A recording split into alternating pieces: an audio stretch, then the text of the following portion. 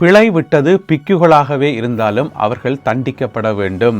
அவர்களிடம் இருக்கிற அந்த காவி உடைகள் பறிக்கப்பட்டு பிக்குகள் அமைப்பிலிருந்து அவர்கள் வெளியேற்றப்பட வேண்டும் என்று சொல்லியிருக்கிறதா என்று பார்த்தீங்கன்னு சொன்னால் அதுவும் ஒரு பௌத்த பிக்குவரால் தான் சொல்லியிருக்கார். பொதுவாக இப்படி சொல்ல மாட்டேனமே, பிக்குமார் பிளவிட்டா அதை காப்பாற்ற தான் நெப்பினம் என்று கேட்டிங்கன்னு சொன்னால் அது பொதுவாக அப்படித்தான் இருந்தாலும் ஒரு மனச்சாட்சி உள்ள பௌத்த பிக்கு ஒருவர் இப்படி சொல்லியிருக்கார். அவருடைய பேர் என்னென்று பார்த்தீங்கன்னு சொன்னால் சோபித தேரர். இப்போ நீங்கள் படத்தில் பார்க்குற இவர் தான் சோபித தேரர். அதாவது ராமன்ன நிக்காய என்று சொல்லப்படுற ஒரு பௌத்த அமைப்பு. அந்த பௌத்த அமைப்பினுடைய தலைவர், அதாவது பிரதம சங்க நாயக்க தேரர் தான் இந்த சோபித தேரர். என்ன சொல்லியிருக்காருன்னு சொன்னால், இப்போ கொஞ்ச காலமாக தெரிந்தானே பிக்குமார் போதைப் பொருள் கடத்தல், அந்த பிரச்சனை இந்த பிரச்சனை, மற்றது சின்ன பிள்ளைகளை பால்படுத்துறது, இந்த மாதிரியான பிரச்சனைகளை கைது செய்யப்படினது தானே. 22 வயது பிக்குலேருந்து 70 வயது பிக்கு வரைக்கும் பிரச்சனைகளை மாட்டினோம். அதனால தான் இவர் சொல்லியிருக்காரு என்று சொன்னால், பிளவிட்டது எவராக இருந்தாலும், அவர் எந்த பதவியில் இருந்தாலும் எந்த நிலைமையில் இருந்தாலும் அவர்கள் தண்டிக்கப்பட வேண்டும். அவர்களுடைய காவி உடைகள் பறிக்கப்பட்டு இதுக்கு மேலே நீ பிக்கு இல்லை ராசா போய் இது சமுதாயத்தில் என்று சொல்லி அல்லது போய் ஜெயிலுக்குள்ள என்று சொல்லி அவரை அனுப்பணும். அதுக்கு பிறகு அவர் பிக்குவாகவே இருக்கக்கூடாது என்று சொல்லி இந்த சோபித தேரர் அவர்கள் தன்னுடைய கருத்தை வெளிப்படுத்தி இருக்கிறார். பொதுவாக பார்த்தீங்கன்னு சொன்னால் பிக்குமார் பிளவிட்டா அதை எப்படி மூடி மறைக்கலாம் என்று தான் ஆக்கள் யோசிப்பினோம். அதாவது அரசியல்வாதிகளே ஒரு சில ஆக்கள் இருக்கணும் பிக்குமாருக்கு வக்காலத்து வாங்குறதுக்கு. இனி பிக்குமாரிலே பார்த்தீங்கன்னு சொன்னால் இங்கால ஞானசார தேரர் அங்கால கசப்ப தேரர் என்று சொல்லி கொஞ்சம் பேர் இருக்கணும் தானே. பிக்குமார் செய்தால் அதை மூடி மறைப்பினம். ஏதாவது குற்றச்சாட்டுகளை வச்சா சொல்லுவினோம், சிச்சி இது பௌத்த மதத்துக்கு எதிராக செய்யப்படுகின்ற சதி வலை பின்னல் என்று சொல்லி எதையோ சொல்லி அதை மூடி மறைக்கத்தான் பார்ப்பினோம். இப்படி இருக்கும்போது ஒரு மனச்சாட்சி உள்ள பௌத்த குருவாக சோபித தேரர் சொல்லியிருக்கார், பிக்குமாரும் தண்டிக்கப்பட வேண்டும் என்று சொல்லி இருக்கின்றார். நாடு முழுவதும் சீரற்ற காலநிலை நிலவி வருகிறது. இதனால் பலர் பாதிக்கப்பட்டிருக்கின்றார்கள். இதுவரை 3475 பேர் வரையில் பாதிக்கப்பட்டிருப்பதாக சொல்லப்படுகிறது. பல இடங்களில் வெள்ளப்பெருக்குகள் ஏற்பட்டிருக்கின்றன, மண் சரிவு அபாயங்கள் ஏற்பட்டிருக்கின்றன. குறிப்பாக பல மாவட்டங்களுக்கு கடும் மழைக்கான சிவப்பு எச்சரிக்கைகள் விடப்பட்டிருக்கின்றன. நேற்று பின்னேரம் 5:30 மணியிலிருந்து இன்று காலை 8:30 மணி வரை இந்த சிவப்பு எச்சரிக்கை விடுக்கப்பட்டிருப்பதாக சொல்லப்படுகிறது. அதுக்கு பிறகு ஓரளவு நிலைமை நோமலுக்கு வரும் என்று சொல்லியும் சொல்லப்படுது. அதே நேரம் வடக்கு கிழக்கில் மையம் கொண்டிருக்கிற தாளமுக்கம் அடுத்து வரும் 48 மணி நேரங்களில் அது அப்படியே வலு இழந்து நோமல் நிலைமைக்கு வரும் என்று சொல்லியும் காலநிலை அவதானிப்பு நிலையம் அறிவித்திருக்கிறது. அதே நேரம் பார்த்தீங்கன்னு சொன்னால் ஹட்டன் கல்வி வலயம் இருக்குத்தானே, அங்கே இருக்கக்கூடிய சகல பாடசாலைகளும் இன்று வெள்ளிக்கிழமை மூடப்படுவதாக, எனவே ஆசிரியர்களோ மாணவர்களோ பாடசாலைகளுக்கு வர தேவையில்லை என்று சொல்லி ஹட்டன் கல்வி வலய நிர்வாகத்தினர் அறிவித்திருக்கிறார்கள். இந்த மாதிரி நாட்டினுடைய பல பகுதிகளிலையும் பார்த்தீங்கன்னு சொன்னால் இந்த மாதிரியான இயற்கை அனர்த்தங்கள் பலத்த சேதங்களை உருவாக்கி வருகின்றன. யாழ்ப்பாணத்தில் மின்னல் தாக்குதலுக்கு இலக்காகி இளைஞர் ஒருவர் பலியாகியமை பெரும் அதிர்வலைகளை உருவாக்கியிருக்கிறது. இந்த சம்பவம் நேற்று பின்னேரம் நடந்திருக்குது. இந்த சம்பவத்தில் 22 வயதுடைய இளைஞர், அவருடைய பேர் அண்ணாதுரை வின்சன் சுழிபுரம் கிழக்கு பகுதியைச் சேர்ந்தவர். அவருடைய தோட்டத்தில் வேலை செய்து கொண்டிருக்கார். அப்போ அந்த நேரம் திடீரென்று மின்னல் தாக்கி இருக்குது. எதிர்பாராத நேரத்தில் மின்னல் தாக்கி இருக்குது. சம்பவ இடத்திலேயே அவர் உயிரிழந்திருக்கின்றார். பிறகு அவருடைய உடல் சங்கானை மருத்துவமனையில் தற்பொழுது வைக்கப்பட்டிருக்கிறது. இருந்த போதிலும் கூட இப்பொழுது பிரேத பரிசோதனை மற்றும் பொதுவான விசாரணைகள் ஆரம்பிக்கப்பட்டிருக்கின்றன. எனவே 22 வயதுடைய இளைஞர் ஒருவர் தன்னுடைய தோட்டத்தில் வேலை செய்துள்ள, இப்போ ஒரு பொறுப்பா தோட்டத்தில் வேலை செய்யக்குள்ள மின்னல் தாக்குதுன்னு சொன்னா அது கவலையான விஷயம் தானே. ஏன் சொல்லுங்க ஆகும், எத்தனையோ பேர் தவறான வழியில போயிட்டு போதைப் பொருளுக்கு அடிமையாகி அப்படி செத்தாக்களும் இருக்குது.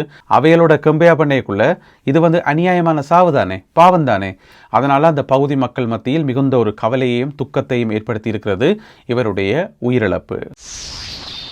ஸ்ரீலங்கன் ஏர்லைன்ஸினுடைய முன்னாள் பணிப்பாளர் கபில சந்திரசேன அவர் உயிரிழந்த நாளில் இருந்து தொடர்ச்சியாக நிறைய கேள்விகளும் மர்மங்களுமாகத்தான் இருக்குது. இன்ற வரைக்கும் அவருடைய உயிரிழப்பு கொலையா தற்கொலையா என்ற ஒரு கேள்விக்கு தெளிவான ஒரு பதில் சொல்லப்படையில. எனவே அது நாள் போக போக இன்னும் சந்தேகங்களை உருவாக்குது. அவர் சம்பந்தப்பட்ட வழக்கு விசாரணைகள் நேற்று கொழும்பு கோட்டை நீதவான் நீதிமன்றத்தில் இடம்பெற்றது. அதில் நேற்று நிறைய பேர் சாட்சியம் வழங்கியிருந்தார்கள். உதாரணமாக பார்த்தீங்கன்னு சொன்னால் அவருடைய உடலை போய் பார்த்து அவர் உயிரிழந்துட்டார் என்றதை உறுதிப்படுத்துறதுக்கு ஒரு டாக்டர் தானே வரணும். ஒரு பிரைவேட் டாக்டர் ஒருவர் வரவழைக்கப்பட்டு, ஒரு பெண் மருத்துவர் ஒருவர் வரவழைக்கப்பட்டு தான் அவா தான் பார்த்திருக்கிறா அவர் உயிரிழந்துட்டார்னு சொல்லி. எனவே அவாவும் நேற்று நீதிமன்றத்தில் சாட்சியம் சொல்லியிருந்தவா, தனக்கு யார் கால் பண்ணது, எத்தனை மணிக்கு தான் போனான், பார்க்கக்குள்ள என்ன விதமான காட்சிகள் இருந்தது, அவர் உயிரிழந்ததை வந்து தான் எப்படி உறுதிப்படுத்தினேன், இந்த மாதிரியான விஷயங்களை வந்து சொல்லத்தானே வேணும். எனவே நேற்று நீதிமன்றத்தில் தோன்றி அந்த பெண் மருத்துவரும் வந்து தன்னுடைய சாட்சியங்களை வந்து வழங்கியிருந்தார். அதே போல் கபில சந்திரசேனவினுடைய வீட்டில் வேலை செய்கிற பணியாளர்கள் இருக்கிறது தானே, அதில் ஒரு ஆள் வந்து தன்னுடைய சாட்சியங்களை வந்து வழங்கியிருந்தவர். ஏன்னு சொன்னால் அவருக்கு ஃபோன் பண்ணித்தான், கடைசியாக அவருக்கு ஃபோன் பண்ணித்தான் கபில சந்திரசேன சொல்லியிருக்கார், எனக்கு வந்து சில பொருட்கள் தேவைப்படுது, உடுப்பு தேவையாக இருக்குது, ஒரு பெல்ட் ஒன்று தேவைப்படுது, அதே போல் சில பல மருந்துகள் தேவைப்படுது, எல்லாத்தையும் எடுத்து ஒரு பேக்கில் போட்டு ரெடியாக வை என்று சொல்லியிருக்கார். அப்போ தனக்கு ஒரு சந்தேகம் வந்ததாம், இப்போ பேக்குக்குள்ளே வந்து உடுப்படுத்து வைக்கிறது ஓகே, மருந்து குளிசையில் எடுத்து வைக்கிறது ஓகே, அது எதுக்கு இந்த பெல்ட்டை வைக்கணும், அது வந்து எக்ஸசைஸ் செய்கிறதுக்கு பயன்படுத்தப்படுற ஒரு பெல்ட்டா, அது எதுக்கு கேட்குறாருன்னு சொல்லி தனக்கு அப்பயே ஒரு சந்தேகம் வந்ததாம். எனவே தான் ஐயா கேட்குறாரு போட்டு எடுத்து தான் பேக்கில் வச்சுதாம்னு சொல்லி அந்த வீட்டில் வேலை செய்கிற பணியாளர் வந்து தன்னுடைய வாக்குமூலத்தை வந்து வழங்கியிருக்கிறார். இப்படியாக கொழும்பு கோட்டை நீதவான் நீதிமன்றத்தில் நேற்று அந்த வழக்கு விசாரணை நடந்தொன்றுக்கேக்குள்ள குற்றப்புலனாய்வு பிரிவினர் இருக்கிறார்கள் தானே, அதாவது கொழும்பு குற்றப்புலனாய்வு பிரிவினர், அவர்கள் வந்து ஒரு அதிர்ச்சி ஊட்டும் தகவல் ஒன்றை சொல்லியிருக்கின்றார்கள். என்ன பிரச்சனைன்னு சொன்னால், அன்றைக்கு கபில சந்திரசேன வந்து உயிரிழந்தது யாருடைய வீட்டில், அவருடைய சகலை அரவிந்த டி சில்வா, கிரிக்கெட் வீரர், முன்னாள் கிரிக்கெட் வீரர் அரவிந்த டி சில்வா அவருடைய வீட்டில் தானே. அந்த வீட்டில் இந்த சிசிடிவி கேமராக்கள் வேலை செய்யவில்லை, அதாவது கேமராக்கள் எல்லாம் வேலை செய்தது, ஆனால் வந்து காட்சிகள் வந்து பதிவாகல, அதாவது மெமரி கார்டனும் போடல போலடக்கு. ஆனால் சும்மா சிசிடிவி கேமராக்கள் வேலை செய்து கொண்டிருந்ததை தவிர அது வந்து காட்சிகள் எதுவுமே வந்து ரெக்கார்ட் ஆகல என்று சொல்லி ஒரு அதிர்ச்சியூட்டும் தகவல் ஒன்றை சொல்லியிருக்கின்றார்கள். அதுவே அடுத்த சந்தேகத்தை வந்து உருவாக்கி இருக்குது. அன்றைக்கு மட்டும்தான் அந்த காட்சிகள் ரெக்கார்ட் ஆகலையா அல்லது எப்போவுமே ரெக்கார்ட் ஆகலையான்னு சொல்லி. ஏன்னு சொன்னால் இப்போ சிசிடிவி கேமரா பூட்டுறேன்னு சொல்லி போட்டு சும்மா பேருக்கு வெளியில் ஆக்கள் பார்க்கத்தக்கனையாக கூட 4 கேமராக்களை பூட்டலாம் தானே, இனி அதுக்காக மெமரி கார்டெல்லாம் வாங்கி அதுக்கு காசில் வலிக்கிறது இப்படி போட்டு பேசாமல் விடுறாக்களும் இருக்குது. எனவே கேமராக்கள் மட்டும் இருந்திருக்குது, ஆனால் காட்சிகள் வந்து பதிவாகலன்றதான் நேற்று குற்றத்தடுப்பு பிரிவினர் நீதிமன்றத்தில் சொன்ன அந்த அதிர்ச்சியான தகவலாகும். அப்போ நீதிபதி கேட்டிருக்கார், அந்த வீட்டுக்கு வந்து அவன் வீட்டுக்கு வந்து எத்தனை என்ட்ரன்ஸ் இருக்குன்னு சொல்லி. ஏன் சொல்லுங்க பார்ப்போம், 2-3 என்ட்ரன்ஸ் இருந்தால் வேறு வேறு வழியாக உள்ளுக்குள்ளே வந்து யாராவது கொலை செய்துட்டும் போயிருக்கலாம் தானே, அப்படி ஏதாவது பாசிபிலிட்டிஸ் வந்து பார்க்கத்தானே வேணும். அப்போ சிஐடி சொல்லியிருக்குது, இல்லை ஒரே ஒரு என்ட்ரன்ஸ் மட்டும்தான் இருக்குது, ஒரு வழியால் மட்டும்தான் போகலாம், அந்த வழியால் யார் போனார்கள் வந்தார்கள்ன்றதுக்கான ஆதாரங்கள் எங்கள்கிட்ட இருக்குது, அதற்கான சிசிடிவி காட்சிகள் எங்களுக்கு இருக்குது, அது வந்து நாங்கள் பக்கத்து வீட்டிலேருந்து வாங்கினாங்கன்னு சொல்லி. அக்கம் பக்கத்தில் இருக்கிற வீடுகளில் உள்ள சிசிடிவி காட்சிகளை செக் பண்ணாலும் இவற்றை அந்த வீட்டு வாசல் எப்படியும் விழுந்தானே, அதில் அந்த வீட்டு வாசல் அந்த ரோட்டில் போராக்கள் எப்படியும் விழுவினம் தானே. எனவே அப்படி சேகரிக்கப்பட்ட தகவல்களின் அடிப்படையில் அந்த நாள் முழுவதும் அல்லது அதுக்கு முதல் நாள் வந்து கபில சந்திரசேன இருந்த அந்த வீட்டில், அரவிந்த டி சில்வா வீட்டில் யாராவது வித்தியாசமான ஆட்கள் வந்தார்களா போனார்களா என்று சொல்லி அந்த ரெக்கார்ட்ஸ் எல்லாம் எங்கள்கிட்ட இருக்குன்னு சொல்லி சிஐடியினர் சொல்லியிருக்கின்றார்கள். இருந்தாலும் விசாரணைகள் தொடர்ந்து இடம்பெற்று வருகின்றன. பொதுவாக பார்த்தீங்கன்னு சொன்னால் ஒரு வழக்கை வந்து விசாரிக்க இருக்கிற சந்தேகமெல்லாம் குறையணும். ஆனால் இந்த வழக்கை பொறுத்த வரைக்கும் விசாரிக்க இன்னும் சந்தேகங்கள் கூடிக்கொண்டு தான் போகுது. எனவே இன்னும் நிறைய பேர் சாட்சியங்கள் வழங்குவார்கள், இன்னும் நிறைய புதிய தகவல்கள் வெளியாகும் என்று சொல்லி எதிர்பார்க்கப்படுகிறது. பாராளுமன்றம் இம்மாதம் 19ஆம் தேதி தொடக்கம் 22ஆம் தேதி வரை மீண்டும் கூடுகிறது. இந்த நாட்களில் காலை 9 மணி தொடக்கம் மாலை 5:30 மணி வரை பாராளுமன்ற நடவடிக்கைகள் இருக்கும் என்று சொல்லி அறிவிக்கப்பட்டிருக்கிறது. அதே வேளையில் ஒவ்வொரு நாளும் என்னென்ன ப்ரோக்ராம் பாராளுமன்றத்தில் என்னென்ன உரைகள் இருக்குது, என்னென்ன விஷயங்கள் இருக்கும் என்று சொல்லி அதற்கான ஒரு பட்டியலும் வந்து வெளியிடப்பட்டிருக்கிறது. எனவே இம்மாதம் 19ஆம் தேதி தொடக்கம் 22ஆம் தேதி வரை பாராளுமன்றம் கூடுகின்றது. தமிழ்நாட்டில் நடந்த சட்டசபை தேர்தலில் வாக்களித்து கைதானவர்களுடைய எண்ணிக்கை வந்து அதிகரித்து கொண்டே போகிறது. தேர்தலில் வாக்களித்தா எதுக்கு கைது செய்யணும் என்று கேட்டிங்கன்னு சொன்னால், ஏன்னு சொன்னால் கைது செய்யப்பட்டார்கள் ஒருத்தருமே வந்து தமிழ்நாட்டை சேர்ந்தவர்கள் அல்ல அல்லது இந்தியாவை சேர்ந்தவர்கள் அல்ல, எல்லாருமே வந்து வெளிநாட்டாக்கள். இப்போ பார்த்தீங்கன்னு சொன்னால் இது வரைக்கும் மொத்தமாக 10 பேர் கைது செய்யப்பட்டிருக்கிறார்கள். இந்த 10 பேருமே வெளிநாட்டை சேர்ந்தவர்கள்.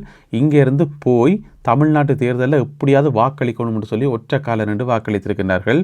இதில் அதிர்ச்சியான செய்தி என்ன தெரியுமா, இலங்கையைச் சேர்ந்த 7 பேர் அதுதான் எண்ணிக்கையிலேயே அதிகம், இந்தியாவுக்கு போய் தமிழ்நாட்டு தேர்தலில் வாக்களிச்சிருக்கணும். அதுக்கு பிறகு இங்கிலாந்துலேருந்து ஒரு ஆள் போயிருக்கார், இங்கே இருந்து ஒரு ஆள் போயிருக்கிறார், பிறகு இன்னும் ஒரு ஆள் வந்து இந்தோனேசியாவிலேருந்து கூட போயிருக்கிறார் தமிழ்நாட்டு தேர்தலில் வாக்களிக்கிறதுக்கு. அதுக்கு பிறகு கனடாவிலிருந்து ஒரு ஆள் போயிருக்கார். ஆக மொத்தம் 10 பேர் இது வரைக்கும் கைது செய்யப்பட்டிருக்கின்றார்கள். இந்த 10 பேரில் வந்து 4 பேர் பெண்கள், 6 பேர் ஆண்கள் என்று சொல்லப்படுது. என்ன பிரச்சனை நம்ம விளங்கவே இல்லை. தமிழ்நாட்டு தேர்தலில் வாக்களிக்கிறதுக்கு தமிழ்நாட்டிலேயே கோடிக்கணக்கான வாக்காளர்கள் இருக்கிறார்கள். அவர்கள் தங்களுக்கு பிடிச்ச பிரதிநிதிகளுக்கு வாக்களிப்பார்கள் தானே. அதுக்கேன் வெளிநாடுகள்லேருந்து போய் களவா, அது சரி வாக்களிக்கிறது ஓகே, ஆனால் அந்த வாக்காளர் அட்டையில் இப்படி பேர் வரும், என்னென்ன அந்த ஆதார் கார்டுன்னு சொல்லுவோம், அந்த கார்டு எப்படி கைக்கு வந்தது, வாக்காளர் அட்டை எப்படி வந்தது, அதுக்கெல்லாம் எவ்வளோ காசு கொடுத்து வாங்கினார்களோ இன்னும் தெரியலை. எனவே இதுக்குள்ளே வந்து கணக்க குற்றங்கள் இருக்குது. ஒன்று, இங்கேருந்து போய் அங்கே வாக்களித்தது ஒரு குற்றம், பிறகு வாக்களிக்கிறதுக்கு மோசடியில் ஈடுபட்டது அடுத்த குற்றமாக இருக்கும் கட்டாயம். பிறகு அங்கே யாருக்காவது காசு கொடுத்து அதில் ஏதாவது மோசடி செய்தால் அதுக்கு தனியாக தண்டனை இருக்கும். எனவே இப்போதைக்கு இந்தியா விட்டு வெளியில் வரையிலாது. தமிழ்நாட்டு வாக்காளர்கள்லேயே ஒரு 15% இந்த முறை வாக்களிக்கவே போகலை. அதாவது 85% வாக்குகள் பதிவானது. அப்போ 15% மக்கள் வந்து வாக்களிக்கலை. அப்படி இருக்கும்போது வெளிநாடுகளிலிருந்து போய் வாக்களித்து ஏன் சிக்கலில் மாட்டிச்சினோம்னு சொல்லி உண்மையாக விளங்கவே இல்லை. இதுவரைக்கும் 10 பேர் கைது செய்யப்பட்டிருக்கிறார்கள். இந்த காணொலியில் பகிர்ந்து கொள்ளப்பட்ட இந்த செய்திகள் தொடர்பான உங்களுடைய கருத்துக்களை மறக்காமல் கீழே எழுதுங்கள். மீண்டும் சந்திப்போம் உறவுகளே. நன்றி, வணக்கம்.